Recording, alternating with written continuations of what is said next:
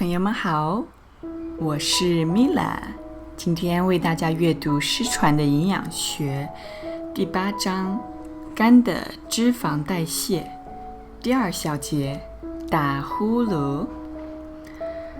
高血脂还可以引起您生活中常见的一个问题，就是打呼噜，医学上管它叫做打鼾。现在打鼾困扰着多少人？全世界就因为打呼噜，每年不知道要开多少次国际性会议，研究如何对付打呼噜，如何治疗打呼噜。当然，打呼噜不单是由高血脂引起的，其他原因也可以引起打呼噜，比如严重的睡眠不足，还有很多每天没有好好的睡一觉，好不容易可以睡一个安稳的觉了，这时就很容易打呼噜。另外，颈椎病、咽喉部的炎症以及睡觉时候的脖子的样子的位置不合适，导致气血不通畅，都可以引起打呼噜。但最常见、最严重的打呼噜是由高血脂引起的。打呼噜有不同的级别，一些人的打呼噜打的水平不高，时断时续，也不很响，向前发展就发展成级别高一些的，呼噜响起，吵得别人不能入睡，甚至能把隔壁睡觉的人吵醒。级别再高的就是那些睡觉时出现呼吸障碍的打呼噜的人，这些人在睡觉时本来呼噜打得挺好，结果突然就停了，连呼吸都停了，憋着，有的人能憋十几秒后才有气儿了，接着又开始打呼噜，也有的人就一直憋着，到第2天早上清晨都没醒，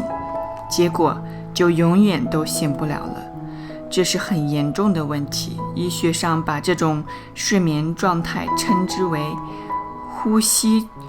暂停综合症。我的一个朋友就有呼吸暂停问题，他找到我不是为了解决呼吸暂停问题，而是为了解决肝的问题。在知道他服用营养素1个多月后，有一天聊天时，他无意中跟我说，每天带着呼吸机睡觉，我才知道他有这个问题。他跟我讲，当时他发现睡觉时有时憋醒，就去看专家，通过仪器跟踪记录他睡眠时呼吸状态，发现他确实有这个问题。专家的治疗意见就是带呼吸机睡觉。我看了他用的营养素方案，我就跟他讲回去把呼吸摘掉。他半信半疑地说，不行，专家说我带了一辈子，就要带一辈子。我说没事儿，你回去摘掉就行了。他还是不信，回去跟老婆讲，王博士让我把呼吸机摘掉睡觉，晚上你帮我注意点，别出事儿。您想想，摘掉呼吸机睡觉肯定比带着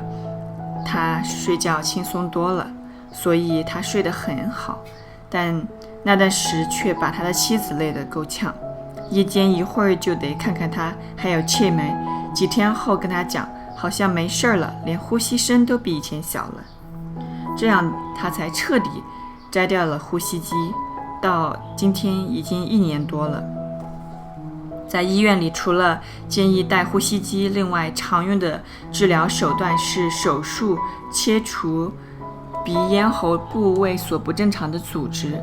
其实意义不大，因为打呼噜的根本原因不是在那里。前面讲了，高血脂可导致血管的堵塞。前边讲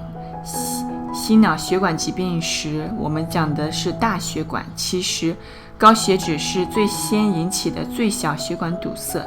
尤其是微循环的堵塞，导致循环障碍。所以高血脂可以导致全身症状，如全身乏力，容易疲劳不容易恢复，记忆力衰退，注意力不集中，爱睡觉，全身各个器官功能衰退，包括性功能减退和性欲下降。大脑的微循环非常丰富。高血脂引起大脑微循环障碍时，造成脑缺氧。这种状况下，为了让脑细胞获得更多的氧，大脑会给呼吸中枢下指令，让呼吸频率加快，呼吸幅度加大，导致鼻咽喉的气流量大。再严重的，单纯用鼻子呼吸都不够用了，只好把嘴巴也用上。所以您看，严重的高血脂的病人，不管是醒着还是睡着，他都张着嘴呼吸。他醒的时候，你要是跟这种人靠得近一些，你还可以听到他的呼吸声，